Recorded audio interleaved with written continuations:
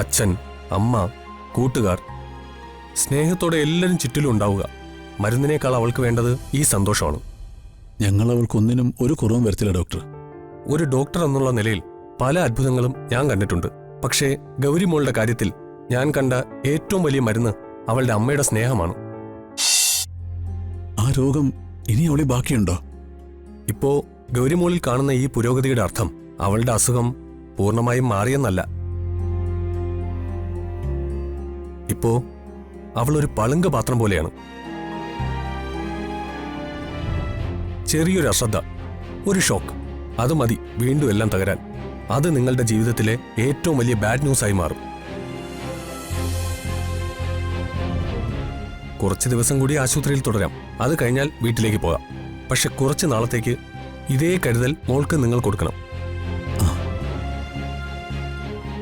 ഞാൻ പറഞ്ഞു വന്നത് എന്താണെന്ന് വെച്ചാൽ, ഗൗരിമോളുടെ മനസ്സിനെ വേദനിപ്പിക്കുന്നതോ അവൾക്ക് ഷോക്ക് ഏൽക്കുന്നതോ ആയ ഒരു കാര്യവും അവൾ അറിയാനോ അവളോട് പറയാനോ പാടില്ല.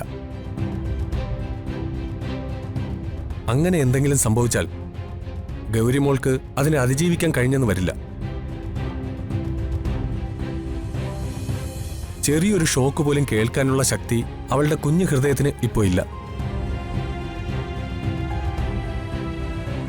അതിന് കുറേ സമയമെടുക്കും. അതുവരെ അമ്മയുടെയും അച്ഛൻ്റെയും കരുതലും സ്നേഹവും തന്നെയാണ് മോളുടെ രക്ഷാകവചവും. ഇനിയും മോളുടെ ജീവിതത്തിലേക്ക് ഈ രോഗം തിരിച്ചു വരരുത്. അവൾക്ക് വേണ്ടി എന്തും ചെയ്യാനും ഞങ്ങൾ തയ്യാറാ. മറ്റൊന്നും ചെയ്യണ്ട. അവൾക്ക് പ്രിയപ്പെട്ടത് എല്ലാം കൊടുത്തേക്ക്.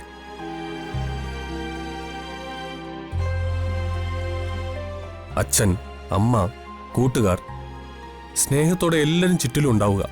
മരുന്നിനേക്കാൾ അവൾക്ക് വേണ്ടത് ഈ സന്തോഷമാണ്. ഞങ്ങൾ അവൾക്കൊന്നിനും ഒരു കുറവും വരുത്തില്ല ഡോക്ടർ. ഒരു ഡോക്ടർ എന്നുള്ള നിലയിൽ പല അത്ഭുതങ്ങളും ഞാൻ കണ്ടിട്ടുണ്ട്. പക്ഷേ ഗൗരിമോളുടെ കാര്യത്തിൽ ഞാൻ കണ്ട ഏറ്റവും വലിയ മരുന്ന് അവളുടെ അമ്മയുടെ സ്നേഹമാണ്. ഒന്ന് ഞാൻ ഉറപ്പിച്ചു പറയാം, ഞങ്ങളുടെ കൈപ്പിടിയിൽ നിന്ന് പോലും കൈവിട്ടു പോകുമായിരുന്ന ഗൗരിമോളുടെ ജീവൻ തിരികെ കൊണ്ടുവന്നത് ഈ അമ്മയുടെ സ്നേഹം തന്നെയാണ്. ബട്ട് മെഡിക്കൽ സയൻസിന് ചെയ്യാൻ പറ്റുന്ന കാര്യങ്ങൾക്ക് ഒരു പരിധിയുണ്ട്. പക്ഷേ അമ്മയുടെ സ്നേഹത്തിന് ആ പരിധിയില്ല. ഉണ്ണാതെയും ഉറങ്ങാതെയും സമൃദ്ധ മകൾക്ക് വേണ്ടി രാവും പകലും പ്രാർത്ഥനയോടെ ഇരുന്നത് ഞാൻ കണ്ടതല്ലേ.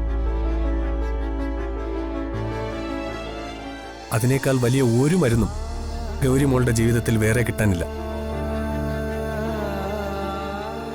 ഒന്നു മാത്രം ഓർത്താൽ മതി, ഗൗരിമോളുടെ ജീവിതം അവളുടെ അമ്മയുടെ കയ്യിലാണ്.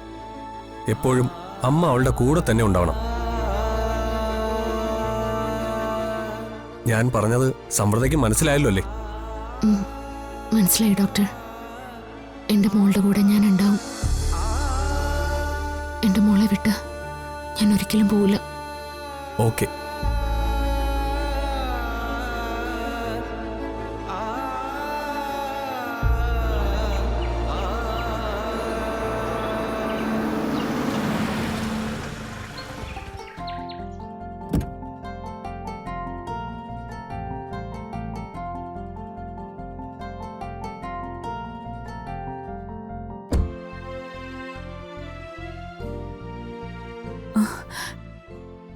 ഇത് സർപ്രൈസ് ആണല്ലോ സർ.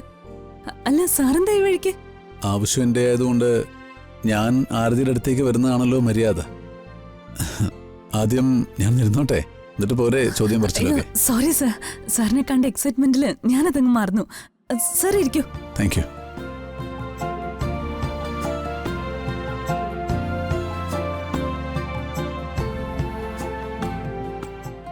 സാറിന് കുടിക്കാൻ എന്താ വേണ്ടേ? അയ്യോ, ഒന്നും വേണ്ട. അല്ല, ആരതി ഇരിക്കേ. എനിക്ക് ആരതിയോട് ചില കാര്യങ്ങൾ പറയാനുണ്ട്. കേസിന്റെ ഹിയറിംഗ് നാളെ തുടങ്ങുകയല്ലേ? അതെ സർ, എന്നോട് ക്ഷമിക്കണം. ഇപ്പൊ ഈ കേസുമായി മുന്നോട്ട് പോരുതെന്ന് ഞാൻ സച്ചിയോട് ഒരുപാട് പറഞ്ഞതാ. പക്ഷെ സച്ചി അത് കേട്ടില്ല. അയാളുടെ ഇപ്പോഴത്തെ അവസ്ഥ സാറിനും അറിയാലോ. സച്ചിയുടെ അമ്മ ഏകദേശം മാനസിക നില തെറ്റിയ അവസ്ഥയിലാ. സച്ചിയുടെ അവസ്ഥയും വ്യത്യസ്തമല്ല. ഇങ്ങനെ ജീവിക്കുന്നു, അത്ര തന്നെ. മനസ്സിലായി. പക്ഷേ എൻ്റെ അവസ്ഥയും ആരതി പറഞ്ഞതിൽ നിന്ന് ഒട്ടും വേറെയല്ല. അതെങ്ങനെ ആരതി പറഞ്ഞ് മനസ്സിലാക്കുമെന്നൊന്നും എനിക്കറിഞ്ഞൂടാ. അതൊക്കെ ശരിയായിരിക്കാം സാർ. പക്ഷെ എന്തൊക്കെ പറഞ്ഞാലും ഇനിയും അർച്ചനെ സാറിന്റെ ജീവിതത്തിൽ പിടിച്ചു നിർത്താൻ സാറ് ചെയ്യുന്ന ഈ ശ്രമം ഇതുവരെ സാറ് ചെയ്തതിനേക്കാൾ വലിയ തെറ്റാണ്. കോടതിയില് നമ്മുടെ കക്ഷികൾക്ക് നീതി ന്യായം വാങ്ങിച്ചു കൊടുക്കാൻ വേണ്ടി ഘോര വാദിക്കുന്ന നമുക്ക് സ്വന്തം ജീവിതത്തിൽ നീതി കാണിക്കാനുള്ള ബാധ്യത ഇല്ലേ സാർ? കഴിഞ്ഞ 10 വർഷം മറ്റൊരാളുടെ ഭാര്യയെ ഒളിപ്പിച്ച് താമസിപ്പിച്ച സാറ് ചെയ്തത് ഒരു ക്രിമിനൽ കുറ്റം തന്നെയാ. അത് സാറിനും അറിയാം. ഇനിയെങ്കിലും ആ തെറ്റ് തിരുത്തിക്കൂടെ? അതല്ലേ സാറിനെ പോലൊരാൾ ചെയ്യേണ്ടത്? ആരതി പറഞ്ഞതെല്ലാം സത്യമാ. കേസുമായി സച്ചി മുന്നോട്ട് പോയാൽ ഞാൻ ശിക്ഷിക്കപ്പെടും. പക്ഷേ അത് ഭയന്നിട്ടല്ല ഞാൻ തന്നെ കാണാൻ വന്നത്. ഞാനൊരു അച്ഛനാ. എൻ്റെ മോക്ക് വേണ്ടി യാചിക്കാനാണ് ഞാൻ വന്നത്. സാർ, ഞാൻ സാറിനെ വിഷമിപ്പിക്കാൻ വേണ്ടി പറഞ്ഞതല്ല ഇതൊന്നും. ഇനിയും ഇങ്ങനെ മുന്നോട്ട് പോയാൽ സ്ഥിതി കൈവിട്ടു പോകുന്ന ഓർമ്മിപ്പിച്ചതാ. സാർ എനിക്ക് ഗുരുതുല്യനാ. ഒരു കേസിലെ നീതി ന്യായവും കോടതി മുറിയിൽ എങ്ങനെ വേർതിരിച്ചെടുക്കണമെന്ന് എന്നെ പഠിപ്പിച്ചത് സാറാ.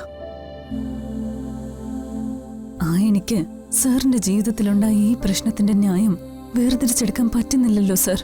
ആരതി, നമ്മൾ ഈ വക്കീലന്മാർക്കൊരു കുഴപ്പമുണ്ട്. എല്ലാം നിയമത്തിന്റെയും വകുപ്പിന്റെയും ചട്ടത്തിന്റെയും കണ്ണിലൂടെ മാത്രമേ നമ്മൾ കാണൂ. മനുഷ്യത്വം പലപ്പോഴും നമ്മുടെ ഉള്ളിൽ നിന്ന് കൈവിട്ടു പോകും. ഒരു നന്മയുള്ള മനുഷ്യൻ കറുത്ത കോട്ടണിഞ്ഞാൽ പിന്നെ അയാൾ അല്ലാതായി മാറും. പക്ഷേ സാറിന്റെ കാര്യത്തിൽ നേരെ തിരിച്ചാ. പണ്ടും ഇപ്പോഴും സാർ ഒരുപോലെ തന്നെയാ. അത് തന്നെ എന്റെ പ്രശ്നവും. എന്റെ മോളുടെ ജീവനാ ഇപ്പൊ എന്റെ മുൻപിൽ ഒരു നൂൽപ്പാലത്തിൽ കിടന്ന് ആടുന്നത്. ഞാൻ എന്ത് ചെയ്യണം ആരതി? സർജറി കഴിഞ്ഞു. പക്ഷേ അത് ട്രീറ്റ്മെന്റ് ആദ്യഘട്ടം മാത്രമാ. എന്റെ ഇസബെല്ലെ എനിക്ക് നഷ്ടപ്പെട്ടതും ഈ നശിച്ച രോഗം കാരണോ? ഇപ്പോ എന്റെ മോളെ ആ രോഗം കീഴടക്കിയ പിന്നെ ഞാൻ ജീവിച്ചതിന് പിന്നെ എന്താ കാര്യം? മരിച്ചു പോകുന്നതല്ലേ അതിനൊക്കെ നല്ലത്. സാർ ഇങ്ങനെ ഇമോഷണൽ ആവല്ലേ. ആരതി, സച്ചിയുടെയും കുടുംബത്തിന്റെയും വേദന എനിക്ക് മനസ്സിലാവാഞ്ഞിട്ടല്ല.